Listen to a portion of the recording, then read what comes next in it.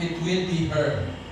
But we finally decided her perspective is running from clinical and psychological. My perspective is coming from a spiritual understanding of handling breakup situations. So both should be useful.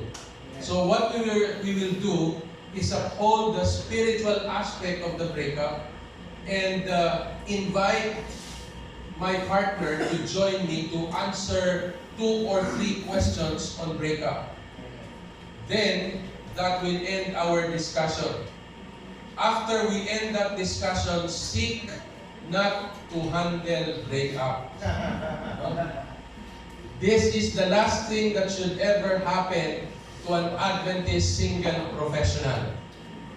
We don't want really to have these situations, but we need to prepare even before it could happen or it should happen. Itong dalawang to. Mainstay ko to dito. Itong dalawang to. Kung itong 5 to, hindi nagpapalipat ng mukha. Itong dalawang to, they seem to have owned this path. Since we started the decision parts of our lectures, they have always owned this place. And I'm very happy na there are men who have the integrity to learn all of this. Kasi ang madalas talagang magkamali ay lalaki. Patawarin ninyo kami. Talagang, it's nice to start that way, di ba? Kaysa yung kami ang nagmamalaki. We prepared our children to handle situations like this. We prepared our children how to continue with friendship, with beautiful friendship relationships, even if they do not want the admirer in a romantic relationship, or they would desire to keep the relationship for future, for future perspective. And so we often tell them, sabihin natin sa mga anak namin, mga anak, you are blessed because you came to this world as women.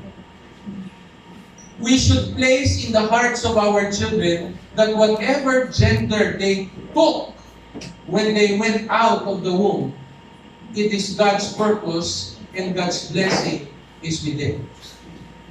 Kaya pagka kayo naging tatay at nanay, huwag kayong namimili ng gender ng inyong mga anak. I have learned my lesson. Because when you do that, whether you like it or not, your children would feel that their gender was unexpected. Because somehow, out of the abundance of the heart, the mouth speaks. And that will be very unfortunate if that happens. Meron pang mga naririnig akong mga magulang na talagang pinipili pa. Marami pang mga pamamaraan. Paggabi iwan, nag-iwas ka, nahulot akong student, hindi pa mali na imo nga himuon. Gusto mo babae ang anak mo? Amuni ang imo nga himuon.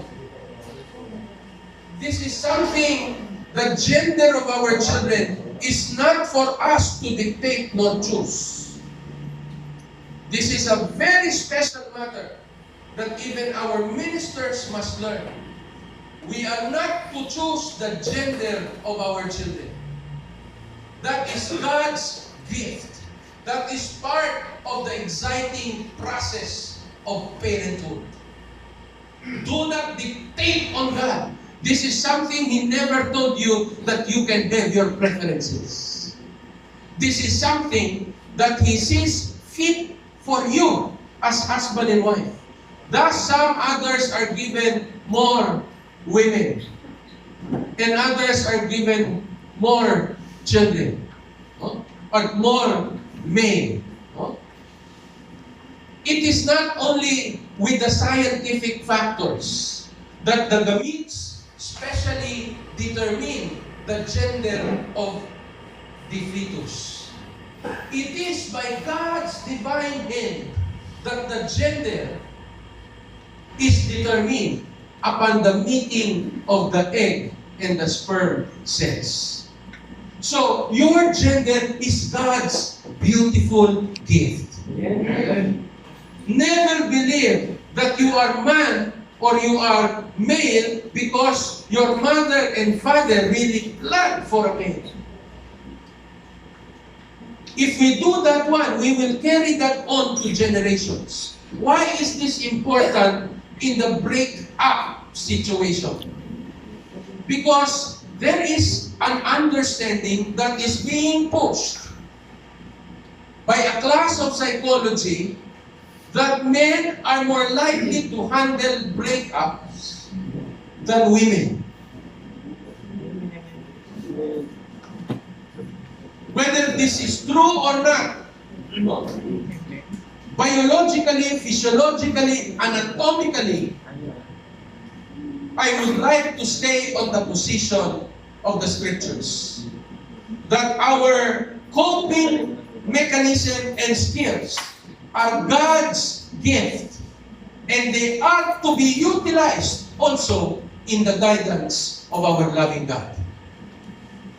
Therefore, everything that should happen in handling breakup must be in the wisdom of our loving God. Let's pray. Father in heaven, this particular subject has never been part of your desire for men and women. But you have placed a contingency because you would like to redeem relationships. You would like to set us right with you. And with this provision, dear Lord, may we only do it with the right heart. That is to esteem the other more than ourselves. Help us, dear Father, to be faithful to your calling of love. And may your Spirit dwell in us that we may avoid such difficult situations. We ask this in Jesus' name. Amen.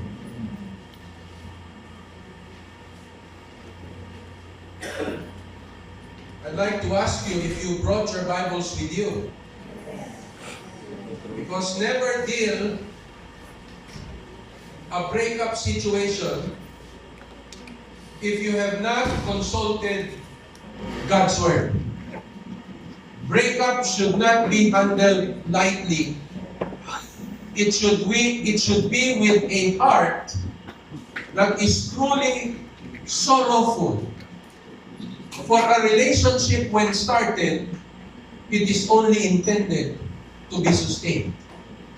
That's why be careful. Parang yung iba, nahirati na, nasanay na. Because they did not take the romantic relationship with the end in mind towards marriage. That's the problem with our generation today. It's easy for you to take in a boyfriend-girlfriend romantic relationship because what is in your mind as its end is what? Breakup. Is temporal. It does not take marriage as an end in mind. And therefore, when you are separated by distance, it is easy for you to break up the relationship. Wala talaga tayong mga cards ngayon. Hindi talaga namin nagawa ni Mami. We're very sorry, but we prepared for it yesterday. We should be raising our red and green cards. Pagka ikaw ito, and this is something that is having an impact on you, you raise your red card, aray, in silence. If this is something that you are doing, and you know the Lord has been prospering you, you raise your green card. Amen. This is a practice that I do in trainings and workshops, so that it allows the person to express His thoughts without saying a word. No? Sometimes napakahirap sabihin, lalo na kung maraming nag-English dito. Tapos hindi siya maalam noon, hindi niya ma-express yung sarili niya. But with a green and red card, they can easily share their thoughts. But since we do not have that, I would like to invite you to engage with me. No? Emotionally, spiritually, intellectually. Because breakup can happen anytime to you. So, the best way to handle this, number one, never get into a romantic relationship without a careful thought in God's guidance. Never enter a romantic relationship without a careful thought in God's guidance. You will need to answer all the 5 questions we had last night. Who should it be? What's next? When should it be? Halatang tulog na kayo kagabi. Where should it be? Alam mo yung nakita nyo na yung sa YouTube, yung baby, yung maliit na bata? Yung nagsabay yung kanyang antok at saka gutom? Hindi niya malaman kung siya'y matutulog o susuko pa. Ganun ang itsura niyo kagabi. Gusto niyo pang sumuko, pero obviously, antok na kayo. Huh? But anyway, I'm very glad na nakaraos tayo kagabi. Huh? So, always keep that in mind. Are you ready? Are you the one? Who should it be? It shouldn't be someone else, as we studied, right? You should become the right partner. So who should it be? It's about you. It may not be someone. It's about you. Then when should it be? It should not be a chronological age, but on the level of your what? Of your maturity. Physically, emotionally, spiritually. Right? Then the third one is, where should I find that special someone? Niremind ako ni Mami kagabi, Dad, you have been doing this for more than a decade already. Bakit nakalimutan mo yung portion na yun? And so she reminded me. Since we said last night, from the spirit of prophecy, that the best place to find that future someone is within your spheres of influence, of your acquaintance, spheres of acquaintance. The first are your childhood friends. Diyan talaga pinakamagandang kumuha. Oo, maniwala kayo. Kaya kung meron kayong ganyan na childhood friends, tapos in distance pa, proximity, aali-aligid pa sa inyo, tapos you are best friends. Naku, you pray about it. Lord, kahit babae ka, Lord, help me keep this friendship. Kung hindi man siya, keep asking the Lord, help me keep this friendship. Because more likely, these are the truest people in your life. Oo, yan yung mga times na nagdadalaga ka na, nagbibinata ka na, sa kanila na lumagong yung boses mo. Hello. Ano? Pag ganyan ang boses mo. Tapos yung mga babae, yan na rin yung time na nadi-discover ng mga lalaki, they are in their puberty stage. These are the times where to find the best. Pero kung wala, meron pang ibang skills. Huwag kayong masiraan ng loob. Remember, single blessedness is not self-imposed. Don't even decide and make it public. Because by default, God created you to be with someone. The best experience of the mystery of the Godhead and oneness is best experience in the mystery and oneness of husband and wife. Kaya God decides you to what? To get married. Huwag niyong i-impose sa sarili niyo ngayon, I am gifted of single blessedness.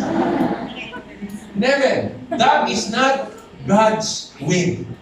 In fact, that is self-imposed. Are you with me? If there is someone who would know that indeed you are blessed as a single person for the rest of your life, that will be spoken by a few people who knows you by heart. God will speak through them. Pero yung sasabihin mo, bakit ba? Hindi ko kailangan ng mga lalaki. There is no single blessedness in that one.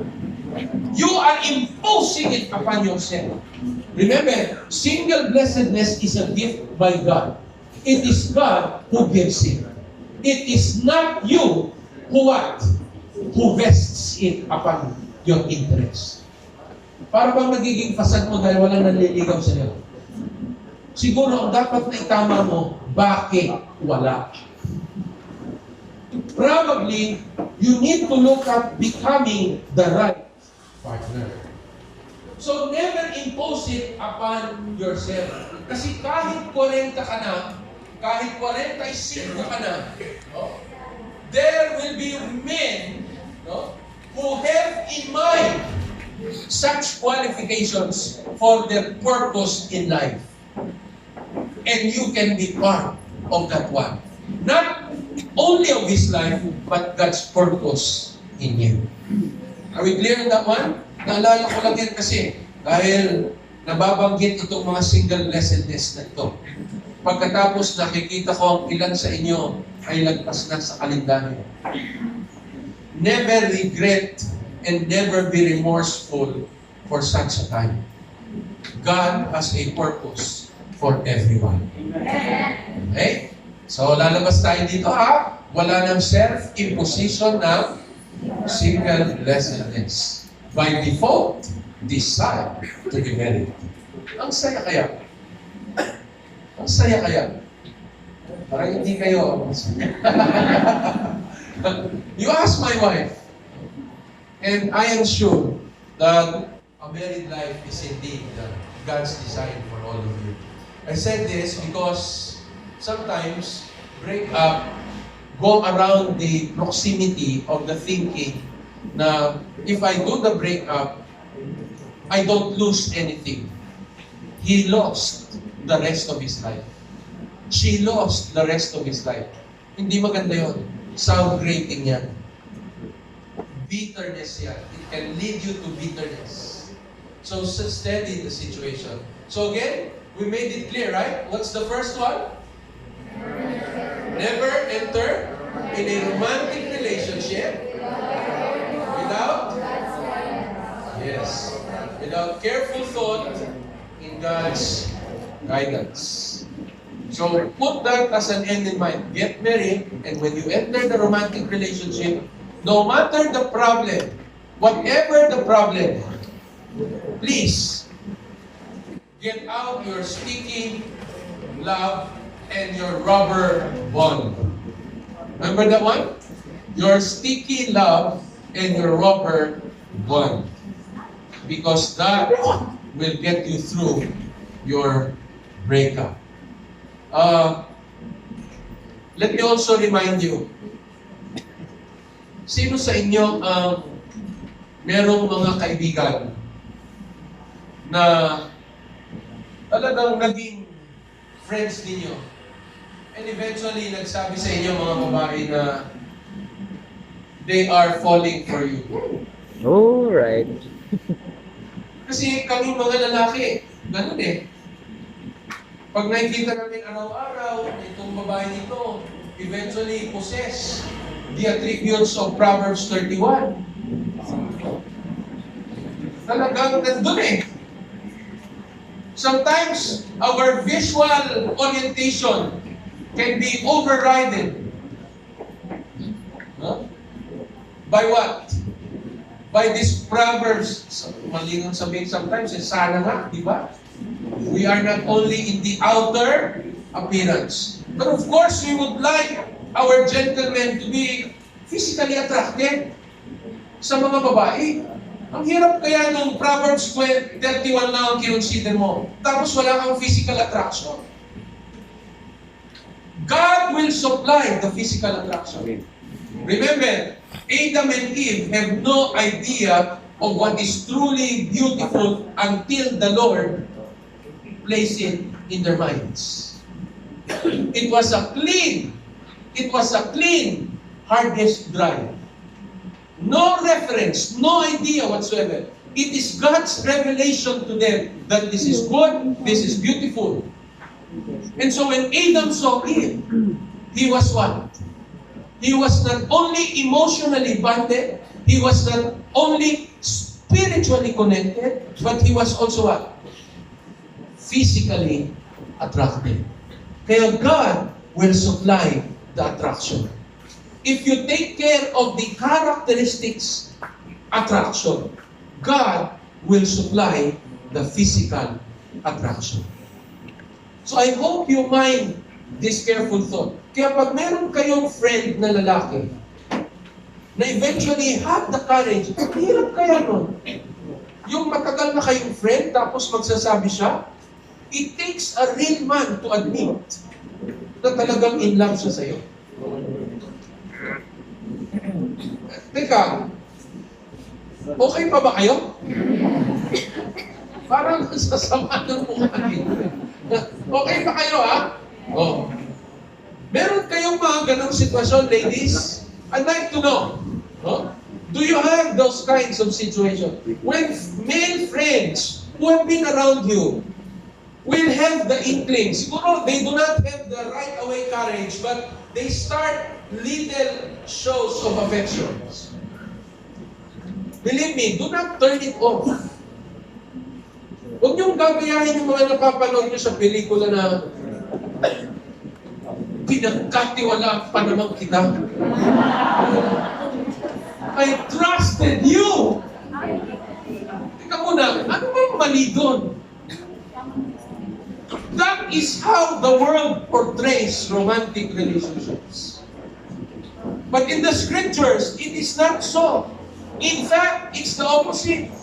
It should be the way around. Sino pa lang gusto mong ma-inlove sa'yo? Yung hindi kakilala na nagtitinda ng fishball sa kabilang kanto? No, no, no.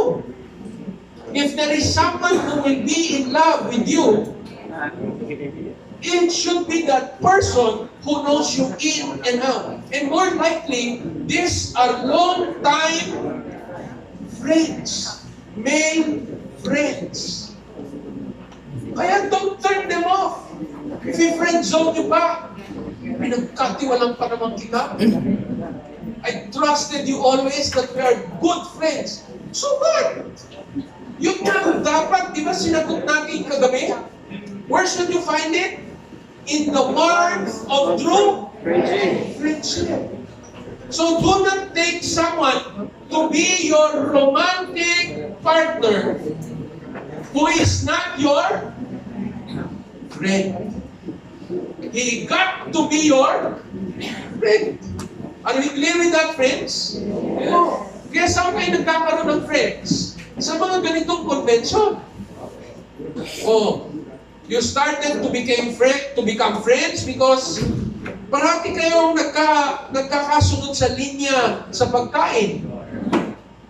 Tapos pag upo nyo sa table, nagkakatapat pa kayo. You become friends, you talk.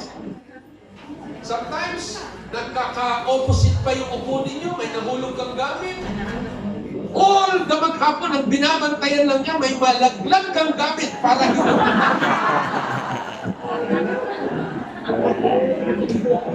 Kasi friendship really is the best place to find your romantic love. Trust the Bible. Trust the spirit of prophecy. It tells you that's the best place to find it. Kaya, don't hurry, ladies and gentlemen. Don't hurry. What you should do is find the best circles of friendship. Because it is there that you will find it. Alam nyo, sinasabi ko ito sa inyo para this is my anesthesia for the how to deal with breakup. So let's get with it quick. There are 3 stages to a breakup.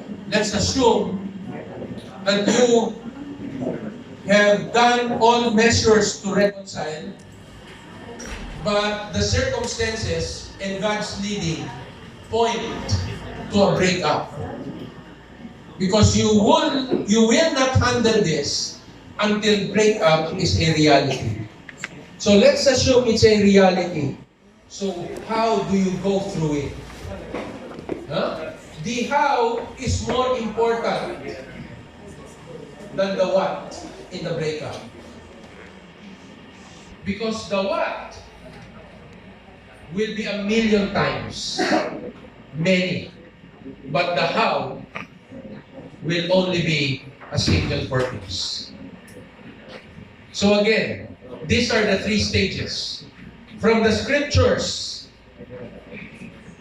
the first stage is what you call the crisis stage. Huwag natin ilagay doon sa screen ha, yung mga nagtatanong sa inyo, bakit wala po dyan yung topic na how to handle breakup with our Christ-centered life, right? Because that is never part of the Christ-centered life. If you follow all of those, it is more likely that there will be no such experience as breakup. Kaya it's not there. Are we clear? Yes. But for some reason, it could possibly happen. The contingency is made clear. So we don't get wrong with the contingency. So the first stage is the crisis stage. This can last from 2 days to 2 weeks. Kaya, kung 1 year na kayong nag-break up, nasa crisis stage ka pa rin. Papatay ka na. So, it is very important that when you go through a breakup, you don't wallow over the direness of the situation. You should immediately spring back. Why? Because we studied all the first 5. Diba? Happiness is not dependent on the acceptance and love of that person. Amen? Amen. It is enthused by God. So why would you stay there for 2 years? 2 years na hindi ka pa makamove on. You have wasted 2 years of your life. Eh, sabi ko sa inyo, mahalaga yung mga nauna nating pinag-aralan eh. It builds on each block. Napaka-gifted ng inyong mga leaders for coming up with such a series. They are all in God's providence. What's the second one? Na topic natin. God-inspired love.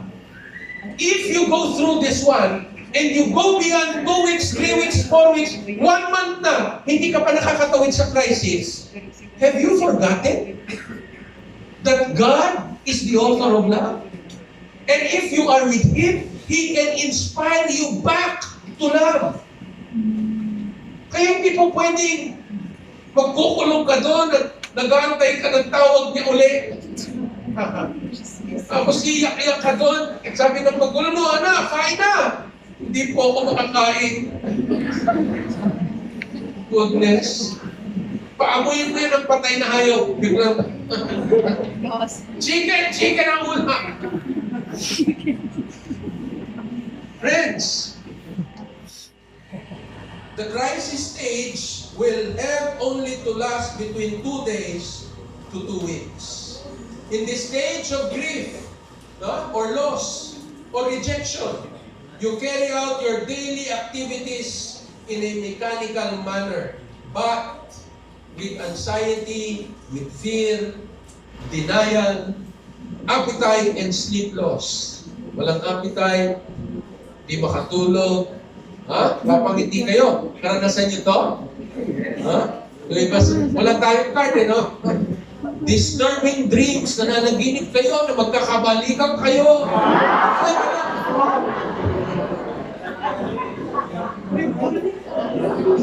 Limited concentration. Alam mo yung mga tipong natutulala siya. Uy!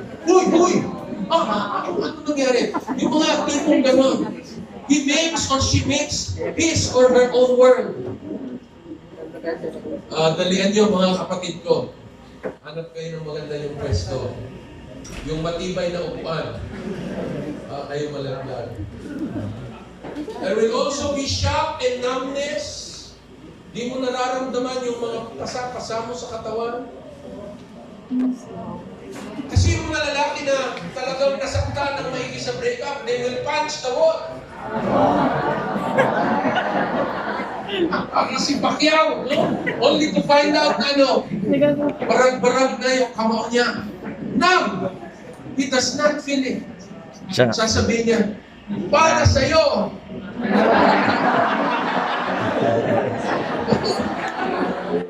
Tawa-tawa ka, sir, ha? Malaki na wala mo kagabi. Wala ka kagabi. Confusion, nalilito na siya.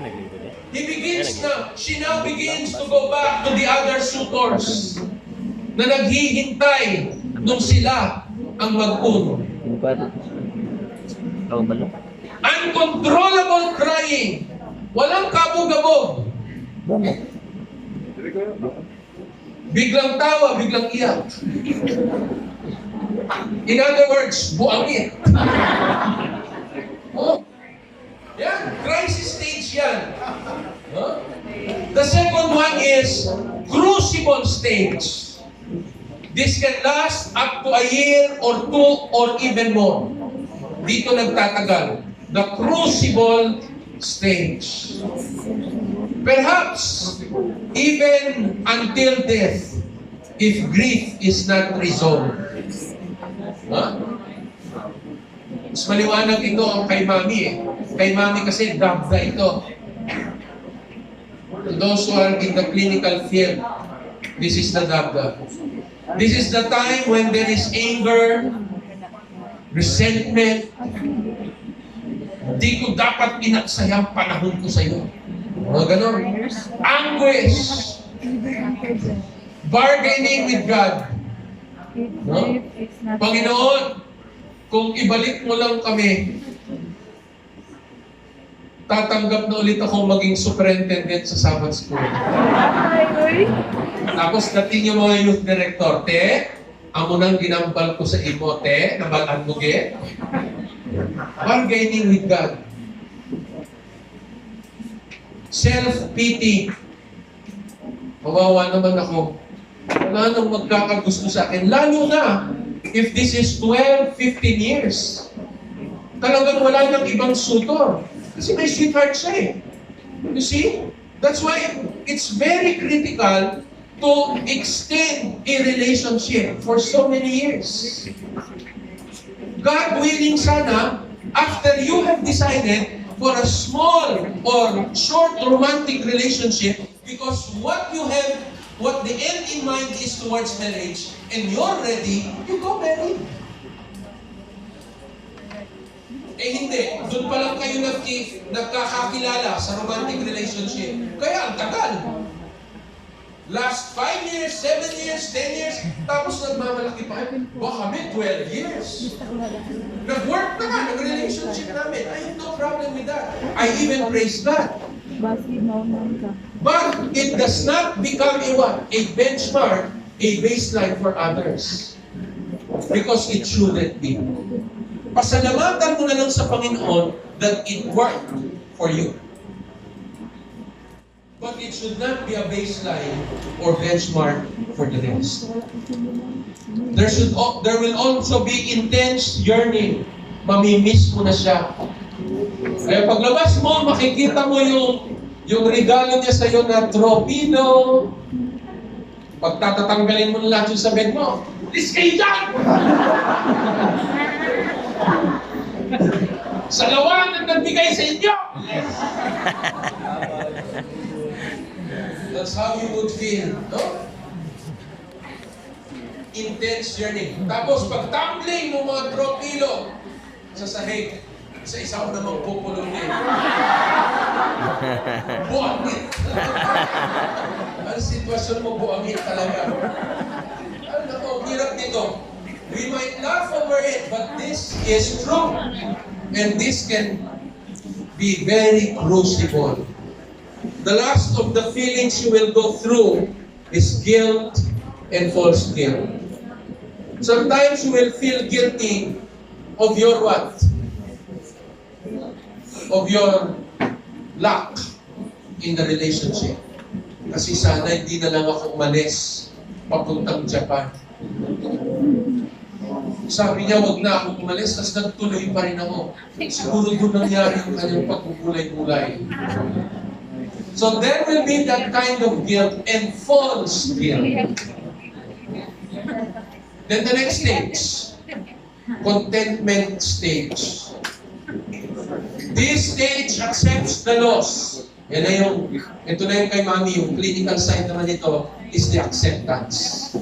The acceptance of the loss, living it in the past. This stage not only accepts the present, but it offers stability. It accepts the future with new and promising hope. Are you still with me? Yes. Philippians chapter 3 verse 13. Amazing, eh? Philippians chapter 4 verse 11. Tandaan ninyo, this is where you find the contentment stage. The reality of this in the scriptures is well recorded. Philippians 3:13 and Philippians 4 verse 11. Characteristics of this one, of the contentment stage. Alam mo na nandito ka na sa contentment stage when there is greater compassion towards others. Yung nakakabag ka na, you sympathize when you spot someone who is going through the process. It becomes your ministry. Hindi mo naman sasabihin, die. Aray ka din. Abi mo, nag-agi rin ako. Nag-agi rin ako sa anak. No. In subtle and spiritual ways, the Lord will lead you to opportunities to minister and sympathize to those who are going through the same. You will have greater acceptance of others. Yung dating hindi mo matanggap, ngayon natatanggap mo na because you had it yourself. Greater humility. Dati, ang yabang-yabang mo, feeling mo talagang Miss Universe ka. Ngayon, greater humility before others. Greater dependence on the Lord. These are signs of that contentment stage. There will be new ability to leave loss behind. New patterns for living, new hope for the future, and new contentment in all your circumstances. Kaya sabi ni Paul, I have learned to be contented in whatever circumstance.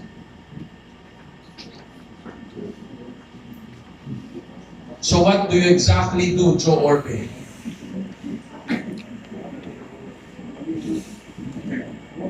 Here are some things that I want you to remember.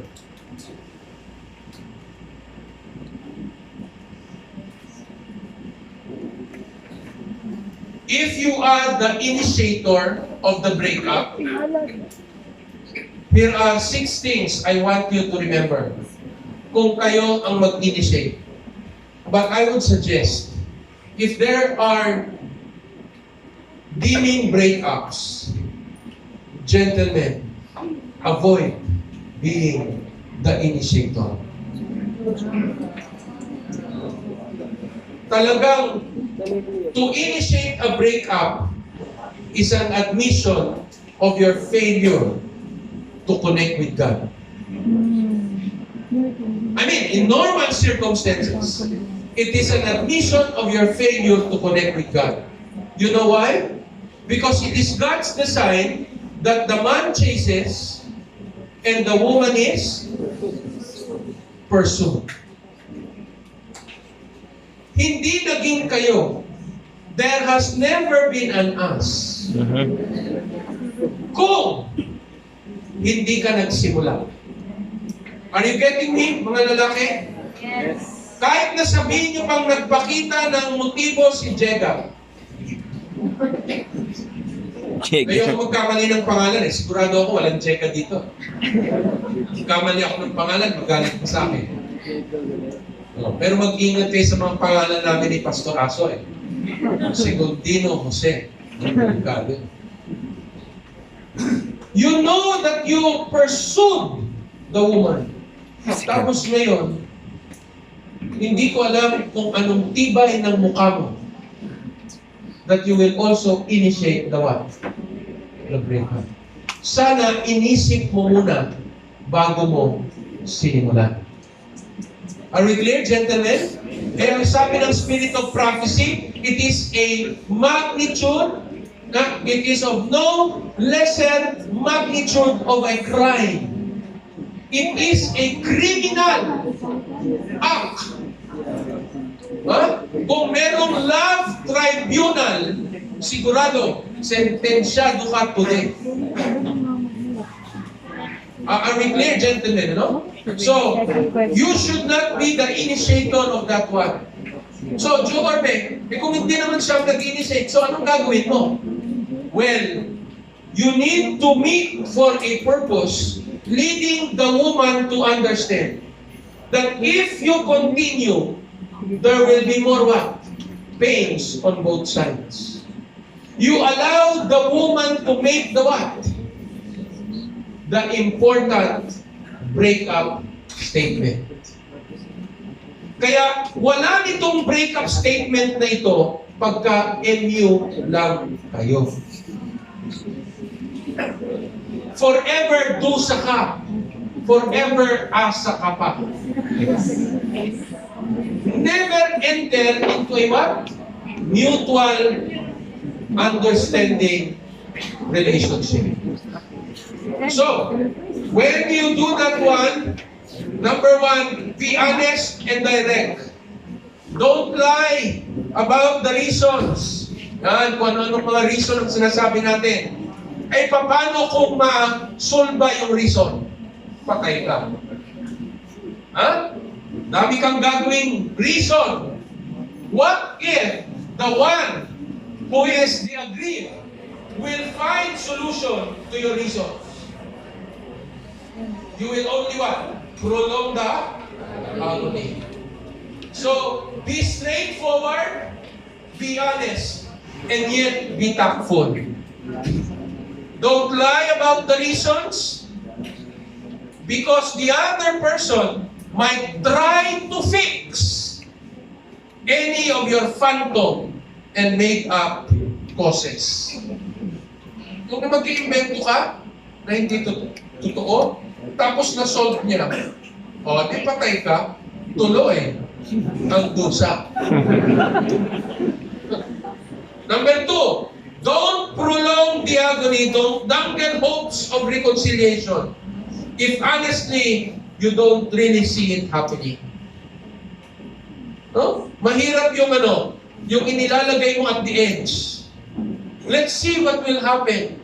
Kaya I do not believe in the cool-off thing. The cool-off is a classic example of what? Prolonging the agony. Pray and think what you are going to say. Kung kinakailangang isulat para makita mo if there are emotionally charged words. Because if you don't plan your statement, ang haba naman ng tulog ninyo, umaga na, gising na. If you don't write, and if you don't study carefully your statement, if you don't rehearse it, when it's rehearsed, it is not true that it's not from the heart. It is truly from the heart. Because you have given it a careful thought. That's why you need to write it and evaluate it. Why? Because you need to study that there are words that are emotionally charged.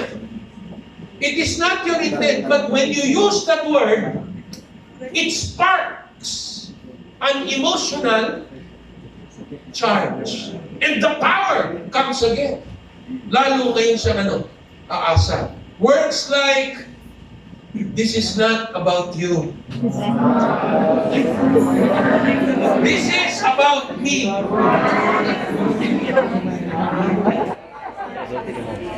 What is the emotionally charged word there? Yeah? Those are the words. Not me, It's you. not you, but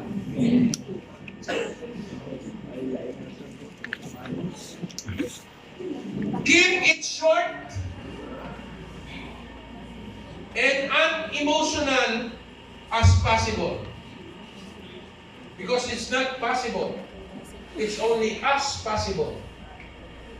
Because breakups will never be unemotional. But keep it at the head level. Because remember, love is not just a feeling. Remember what we talked about last night? It's principle. So where you begin, where you also end. So keep it at that level in the mind, in reason. Number, 5. Number 1, be honest and direct, right? This is if you are the initiator. Number 2, don't prolong the agony. Number 3, pray and think. Right? What you are going to say. Study it carefully. Do not use emotionally charged words. Number 4, keep it short and unemotional as possible. Hindi yung may mga pagano-gano. Hindi ko talaga alam paano sasabihin sa iyo. Nasasaktan ako.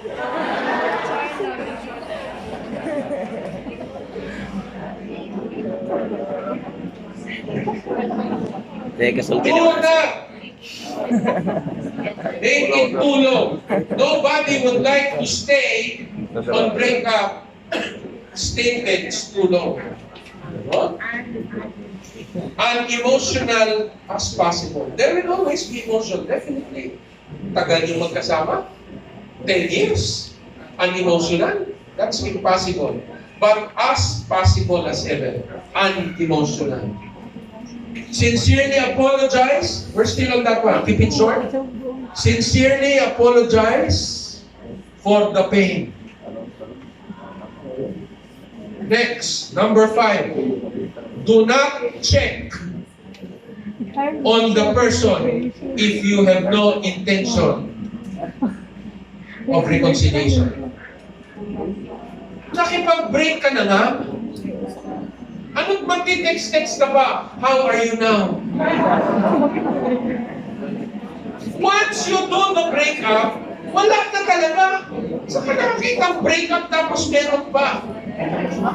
Provide a healing process. There must be a moment of silence for the healing process to what? To be initiated. So do not keep on calling. Kasi nakipag-break ka na, tapos meron ka bang, how are you? Nasanay kasi akong ganito. Teka, sulti. Paano matatapos ang break-up? Mahirap. Tigilan mo na yun. Huwag ka lang mag-text. Kung ikaw naman ang babae, pag nakita mo yung number niya na tumatawag, nakalagay pa doon, Lovey Dudes. Tumatawag na naman si Lovey Dudes. Cut it. Lovey dudes. Cut it. Because nangyari na eh. Give it time to heal. Remember, you only have 2 days to go through the what? The crisis stage. If you do not get beyond that, it will be very difficult for you. Your productivity will be affected. Your relationships with people around you will be affected. Your plans will also be affected. Kaya do not check up on the other person if you have no intention to reconcile. Kaya bago ka makipag-break, siguraduhin mo muna ang gagawin mo. Last one. Pray for that person, for your ex,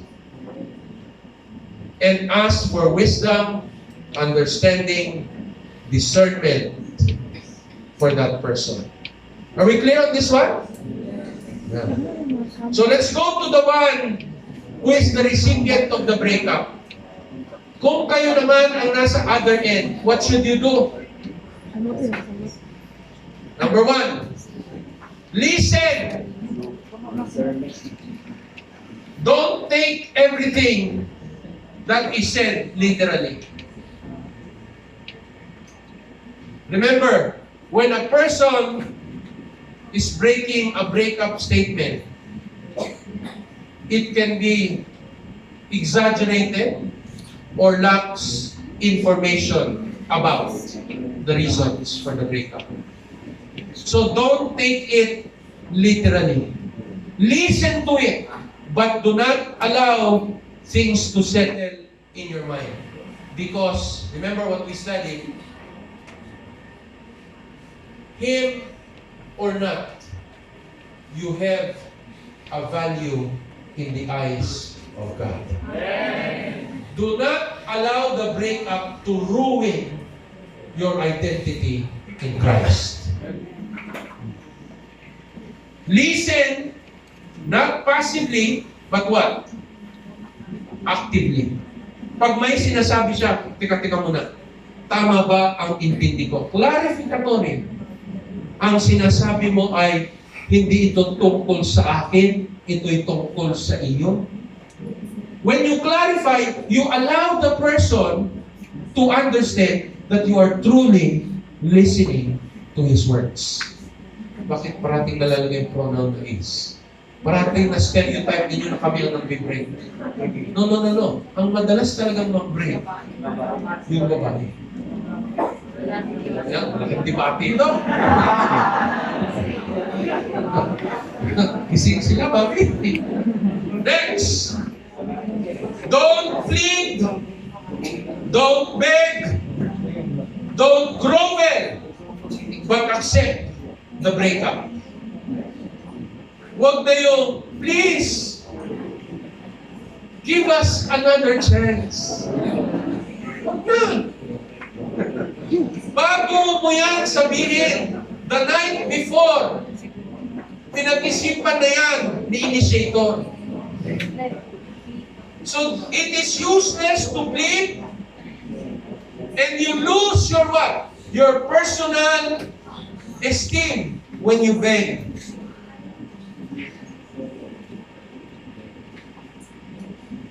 You can make your statement about your values, about the relationship, but never beg nor plead. It will compromise the direction and the true intent of the person. Pwede mong sabihin, all the while, I have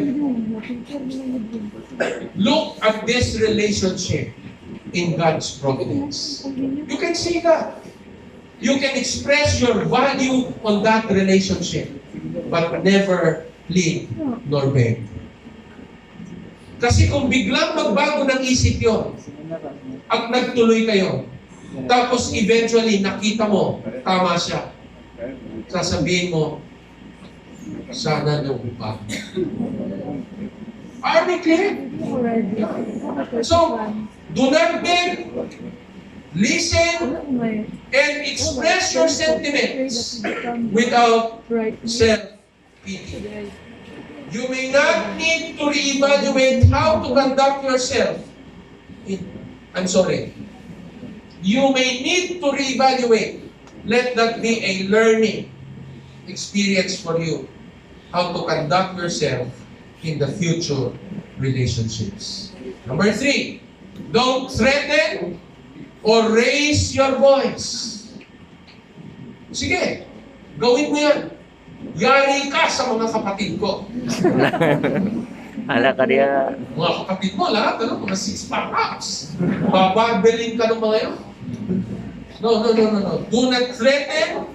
Do not even raise your voice. Female, mga babae, do not be hysteric on this. Keep your calm. Poise. Remember, kaya kanya nagustuhan because of your what? of your voice. Ikaw yung babaeng nirespeto niya. Huwag sanang mawala yun hanggang sa dulo ng walang hanggan. Na pagka nag-break up na, bigla kang naging Revelation 13.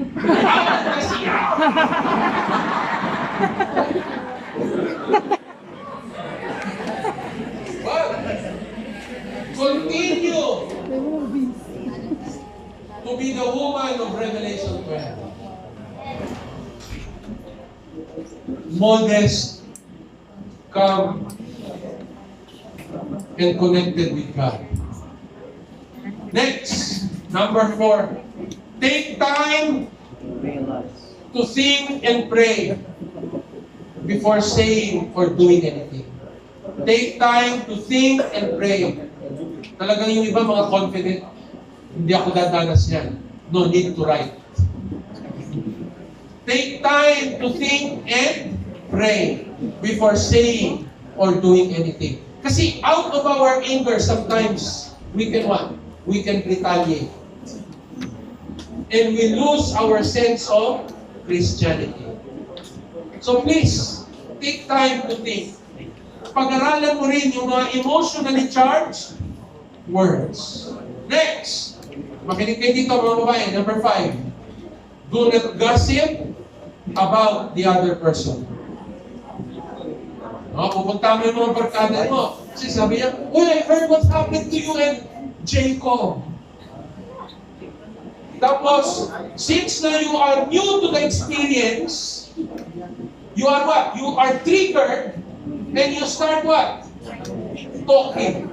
Alam mo ba? Mabuti na lang. Doon yung bitterness mo. Mabuti na lang. Kasi I know he's having really another affair. Tapos you start talking about it. Kaya kayo mga lalaki, huwag kayong kampante ng padamihan kayo, palipat-lipat. Remember, itong mga female na to, they have a wide network. They have a wide network. And it will be passed on to the next. Oy, ako, mag-ingat kayo dyan kay Harris. Kung kami, ganitong ay, ganun din ang ginawa sa'yo? Tapos sunod-sunod na yun. Kung sa dulo, nakasampu na pala si Harris. The same one, testimonial. So, gentlemen, be very careful. Do not play with the hearts of our women. No? This will be a great crime. Then the last one, if you have been wrong, learn to forgive. If you have been wrong, learn to forgive. Kaya, dito sa how to handle breakup, the biggest spiritual lesson is on forgiveness. Both of you must learn to forgive each other. Both of you must learn to accept each other. Both of you must learn that there is future in God's grace. I'd like to go on with a few more, but I think time is short. So why don't you start writing this one?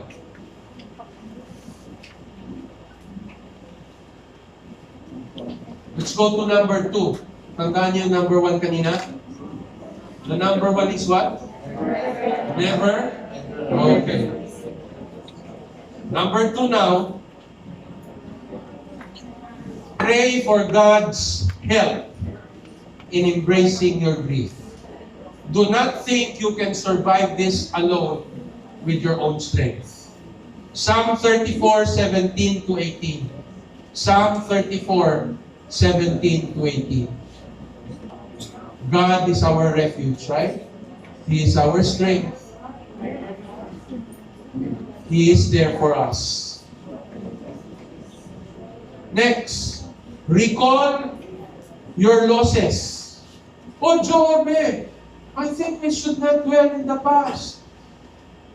No. You need to make a closure. And the beginning of such a closure is at the breakup. Pastor. It's at the breakup that you commence the closure ritual. Kaya dapat merong meeting again. Not to go back to the same process, but to close each other's shared book. Are we clear on this, gentlemen? So who should initiate the closure? Tayo din, mga lalaki. So initiator sila ng breakup, pero sa closure tayo. Tayo. When they refuse to make that event short but meaningful in God's grace, never push it on them. That alone is their means of closure. Wala na tayong magagawa dyan. You cannot force yourself, gentlemen.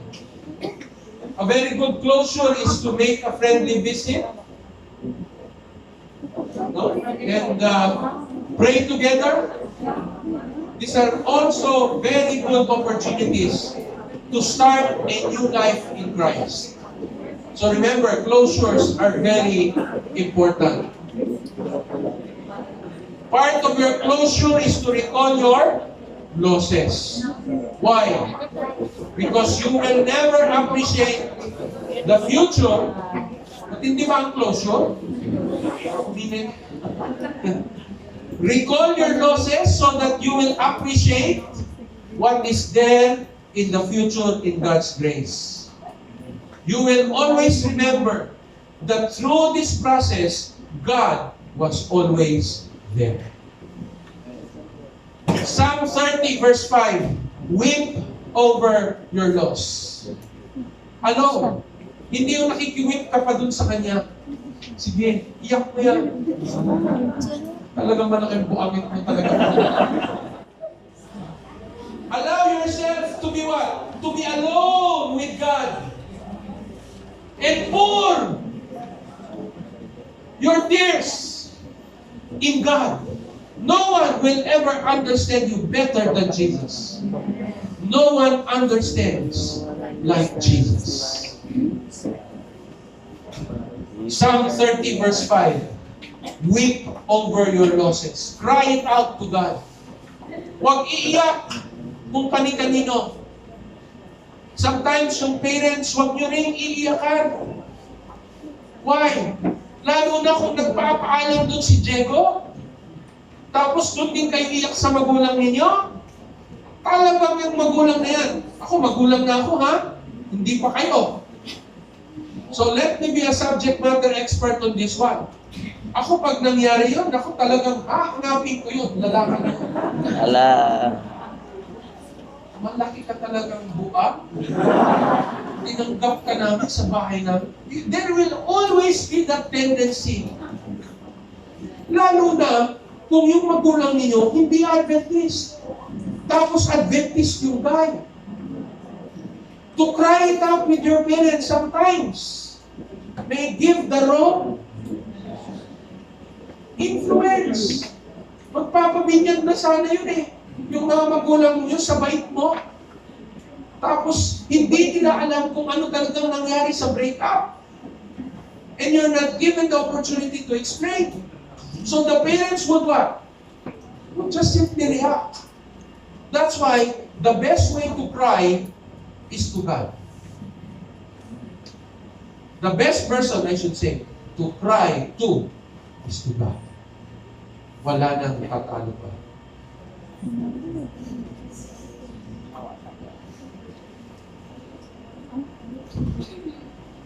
Complete the loss.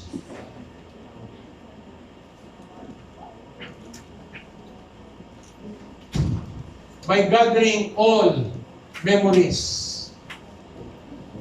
things, pictures. Yan ang problema sa Facebook ngayon. Hindi mo basta-basta matanggal. Di ba? Pa-selfie kayo, pa-selfie dalawa. O, paano ngayon? Yan ang mahirap sa technology ngayon. Lalo na kung online relationship kayo. See? Now you have to gather all of that. And you have to say, I will be content to live this relationship in the past by God's grace. That is part of your closure. 1 Timothy 6 verse 6. Live what is behind and move on. Kaya importante yung ipunin yan. Kasi napakahirap na pag may bago ka ng relationship, ang ganda naman yan. Talagang ano mo yan? Hug mo yan sa pagtulog mo? Hindi ka ngayon makasagot. Sino may bigay yan sa'yo?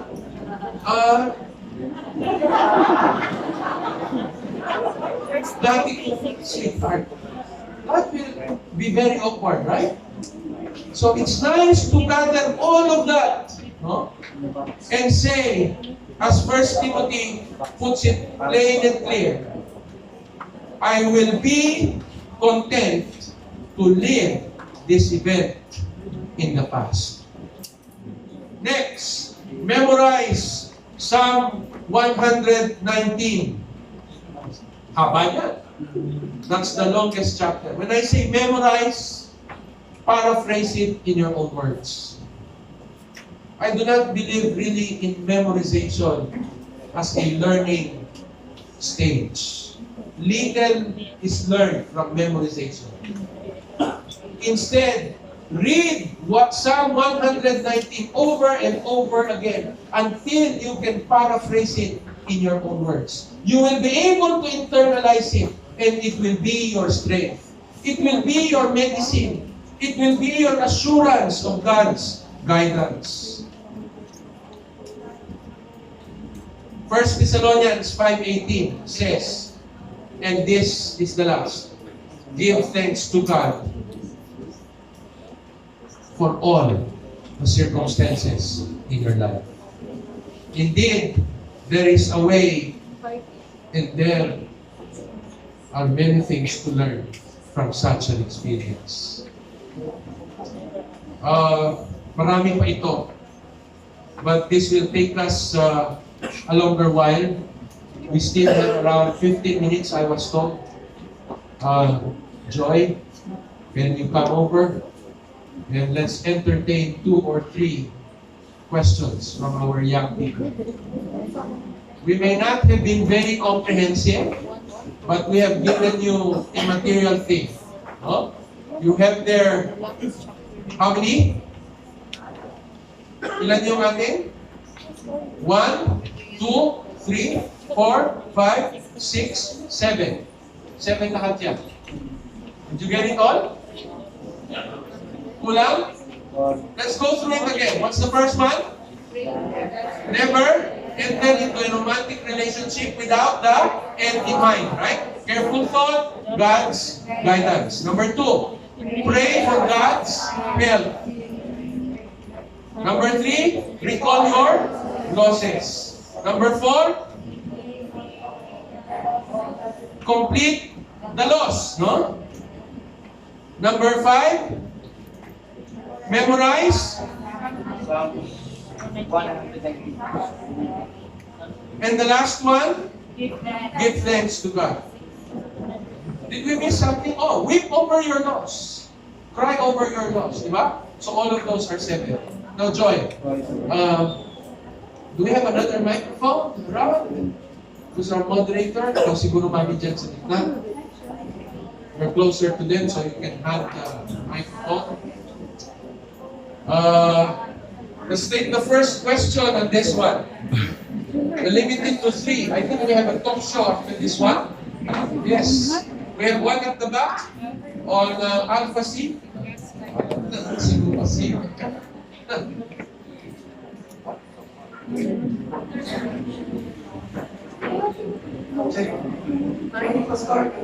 Lakasan mo na yung Pastor!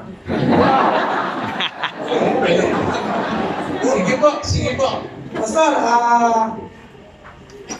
meron pa bang chance? Hindi, halimbawa, Pastor, meron pa bang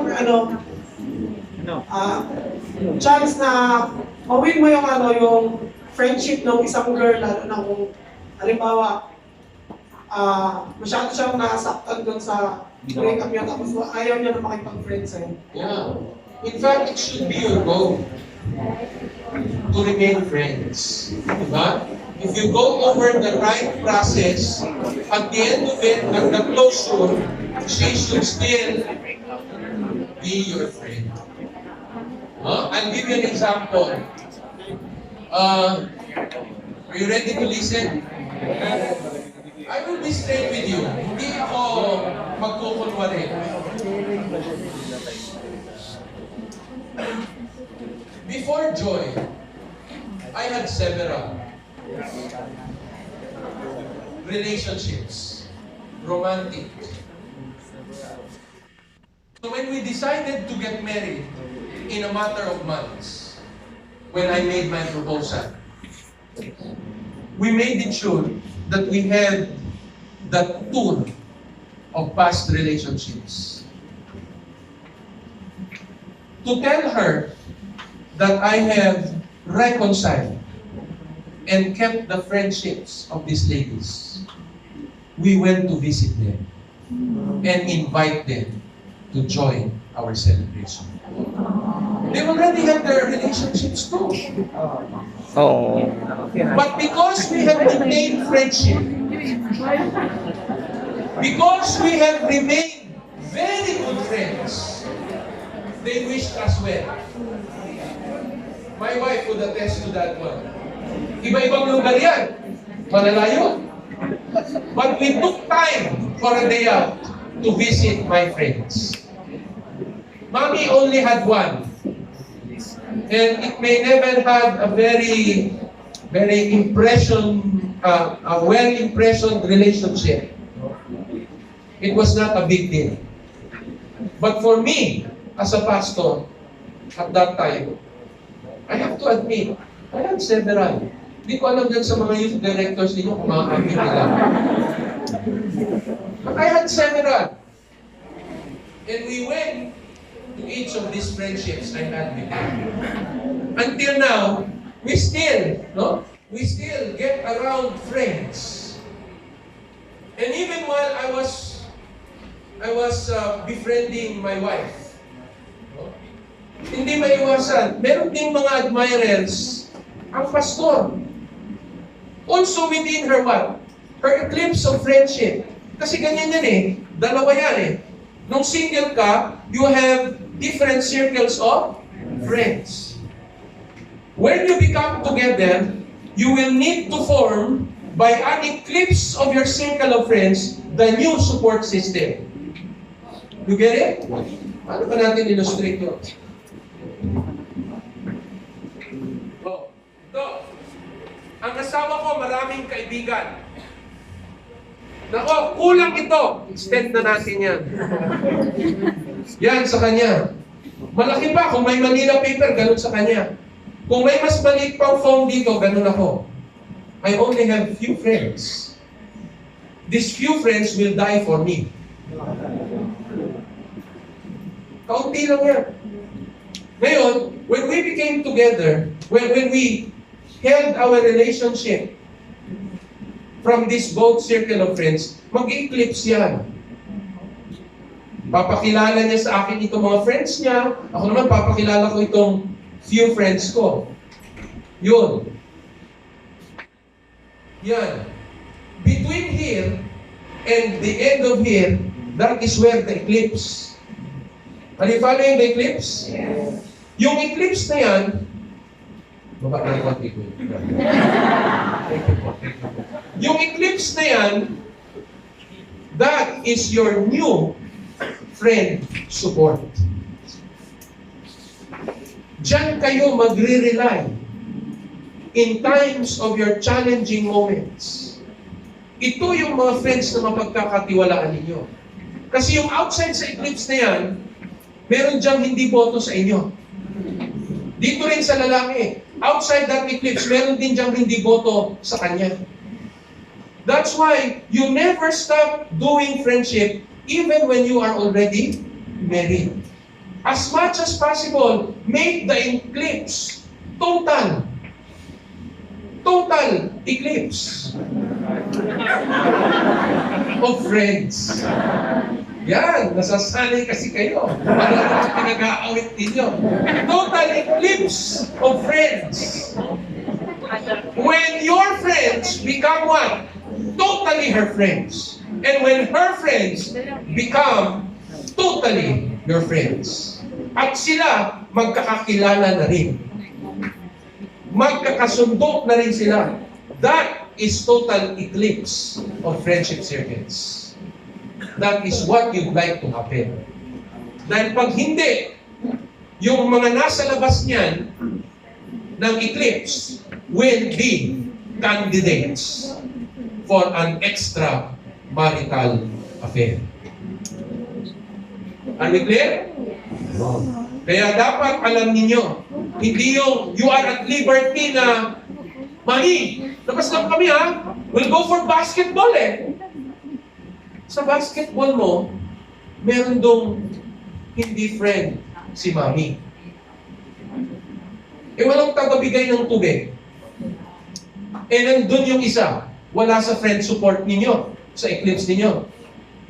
Greg, oh, water ka muna. Tired na tired ka eh. Drink ka muna. Eh kung una lang niya gagawin yan, okay. May pangalawa pa. Sunod na friendship game ulit. Nandun pa rin siya.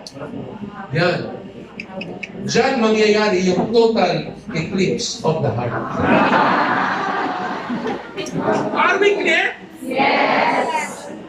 Yeah, with your question, I may have had a long answer. But your goal should be maging friend mo talaga siya.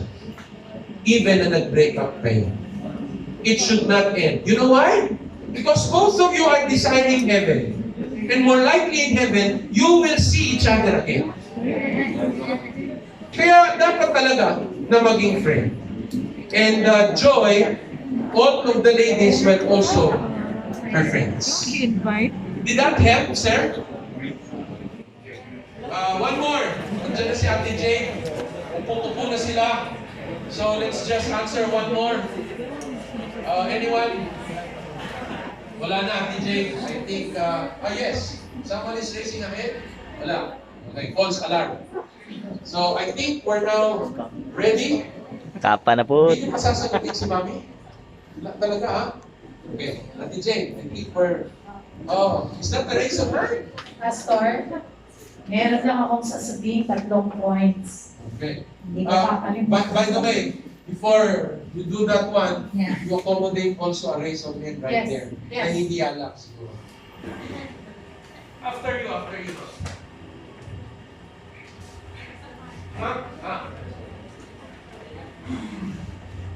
Dili niya ako ay na. Go ahead.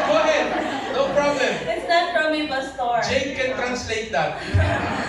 Not from me. Kana ang situation ng Pastor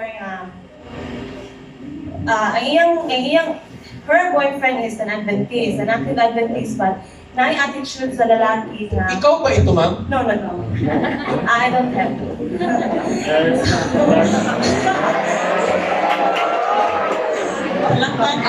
Okay, Pastor, and then, Yung friend mo, yung girl.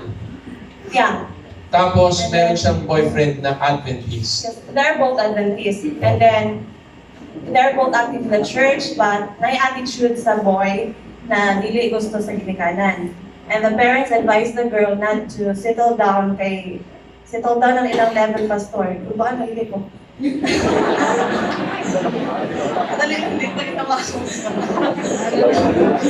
then, serious na Pastor kay na sila ang karoon na situation.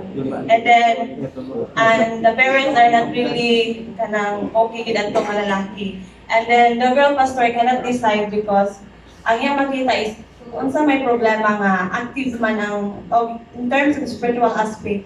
Aspik. Okay. And then, so mo to Pastor, ang ginikanan dili ko Pastor ba niya, they already decided na to get married. So, ang babae karon Pastor, she's very confused. kanang bitaw i-pursue man gid niya pastor because she really love the guy. But dili po siya totally 100% happy kay kabalo siya nga iyang parents dili gid niya anak ka boto anak anak pastor. So you remember our session last night, right? Our session last night included 7 biblical principles. One of the 7 at the end, it should be family enriched relationship, right? The parents, the siblings will have a say in the relationship. Why? Because the other person will become part of your family. Kaya nga tinatanong ng pastor di ba, pag kinakasal sila, sino sa inyo ng mga magulang? Oh, are you ready to hear the answer? Yes. Okay. Sino sa inyo ng mga magulang ang tumatanggap sa lalaking ito na karagdagang anak na lalaki sa inyong pamilya? Oh? So, he is being accepted into the family. So what I would say is, consider the reasons of the parents. There might be wisdom in that one. And remember, parents who are in the Lord will decide the interests of the child.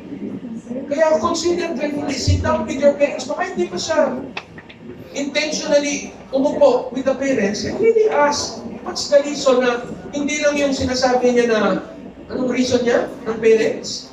Hindi, there's something wrong with the guy. Then be objective with that one. And because love is a highly mental asset, no? Activity, then consider it objectively. If that will harm the relationship, then certainly they would have reasons for that one. Do not push for the marriage until you have stated clearly your ramifications, why you will pursue such a marriage despite the disapproval of the parents. Kasi tandaan niyo, pag gumawa kayo ng inyong wedding invitation, nakalagay ito. Di ba? Pangalan, Eugene and the wife. Tapos sa kabila naman, Joe and Joy. Gives in marriage. Tapos nakalagay yung mga pangalan ninyo. Ang talagang nagpapakasal sa inyo, mga magulang ninyo. Nakita niya sa wedding invitation? They are the ones giving you in marriage. And it is a biblical practice. So, consult them.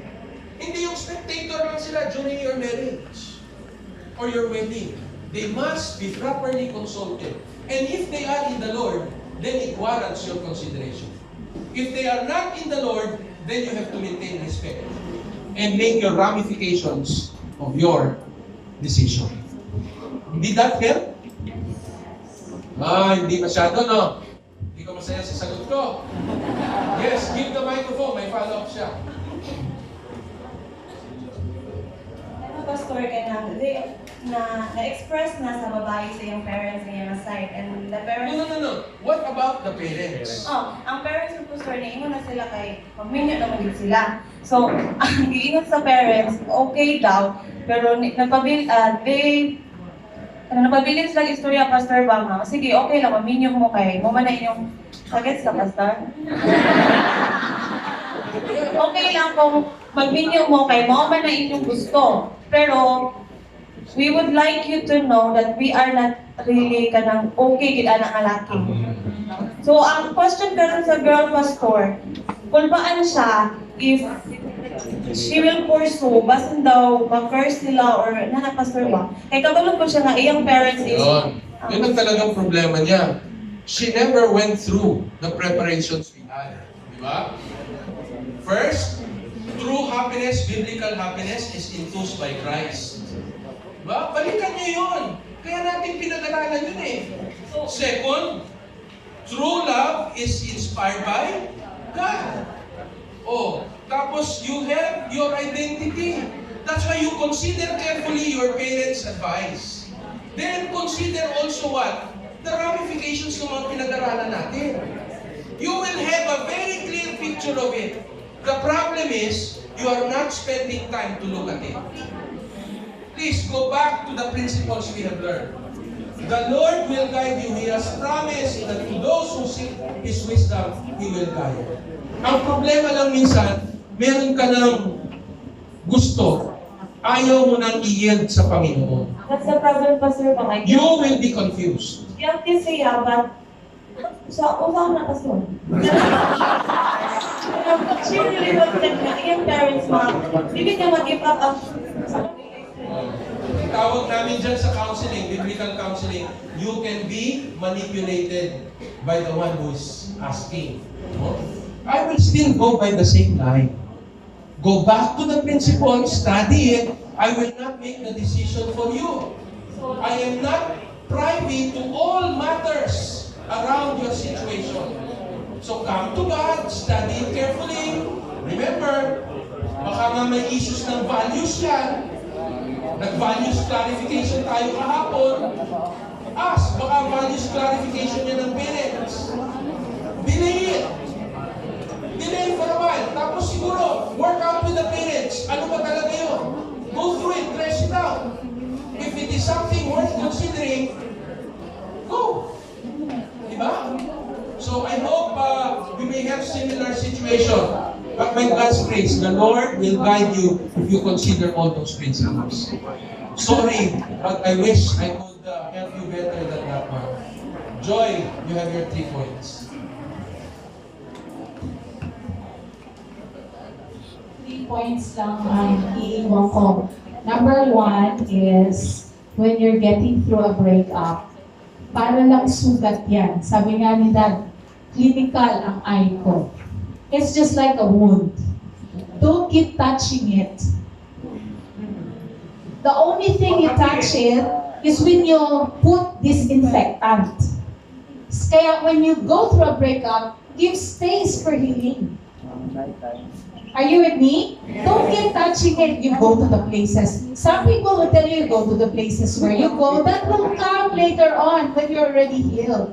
But when you are still in the process of healing, like 1, 2, 3, 4, 5 days, even a week sometimes, some people go through the process of loss and grieving for a long time. Some come with an abbreviated loss. You know? Overnight, they're gone. I don't know if sometimes they're just wearing a mask, but that's it. Just like a wound, take time for it to heal. When you're healed, you're ready to face whatever that be. Because you knew how painful it is, you knew how to heal yourself. There comes your prayers, the support of family, until the wound turns into a scar.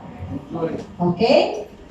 Pagka may nangyaring sex doon sa relationship na yun, even if it's only a year relationship before the breakup, that will complicate matters. Ang healing mas matindi. Kasi pag nag-sex kayo, nagdugtong na kayo. Talaga naman nagdudugtong eh. Diba? Nagdugtong kayo. And when you separate 2 things, one thing to become 2, that is totally difficult. Because it will never be 1 again. 1 plus 1 is 1. Mathematical solution ng relationship. But when you divide it, you separate it, that one will never be 1 and 1 again. It will always be what? 1/2, 1/2. There is a void on the other and also another void on the other part. So there must really be healing. Kaya, keep sex away from the romantic relationship. Attend the weekend series entitled Best Sex Ever. Okay. Ayan. Sa clinical eye naman, kankerosyon. Ibig sabihin, medyo malalim, abot-buto ang sugat. It would take more time for healing and injections to help you go through with the healing. So you can apply now the principles, right? Your prayers, your struggle with God. Keep your mouth shut. Some people say, just verbalize it. It should be self first. You become self-aware, you reflect on what happened, and then you ask God to clear your mind. In fact, sleep, eating. This morning, I asked the ladies eating, I said, that is a good breakfast. The first step through breakup. Eat. Do not miss food. You have to take care of yourself. Do not look like you're kalag-kalag, your hair is already standing, your straight hair became curled kasi hindi ka na naliligo, you have matted hair now. It should be the best time to blossom. You know? Stay beautiful, stay handsome, clean up, have a haircut, you know, get around with friends again.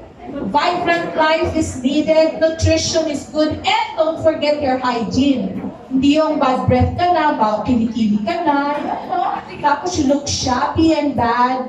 Kung sino yung nakipag-break sa'yo, natatawa siya. She would say, it's good, I broke up with that guy. Foreign na talaga.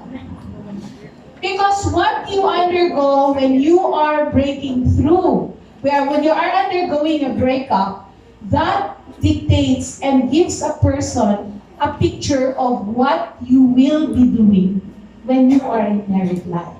How you will deal with broken promises, men dreams, things like that. It's an experience that you don't want repeated again. So you will have to take care of your preparation for the proper and God-blessed married life.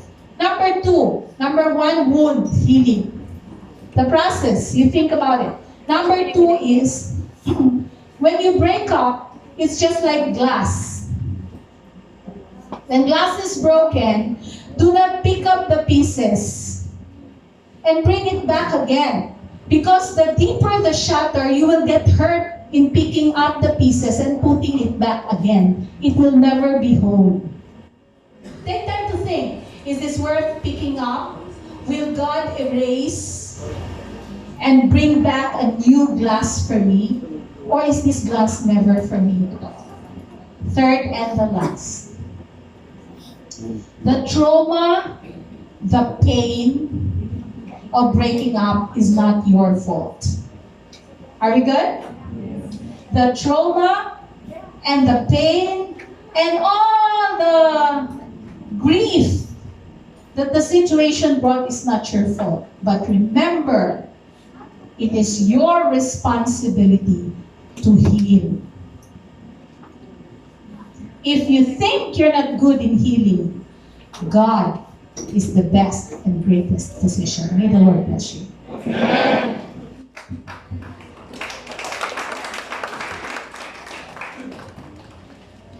Alam nyo, marami tayong ginawa na is a reason for separation. But the process itself, yung sasabi ni Ma'am, is not your fault. Probably the reasons it is, but the process itself is not your fault. So go through it. Do not let the opportunity slip away from your hands.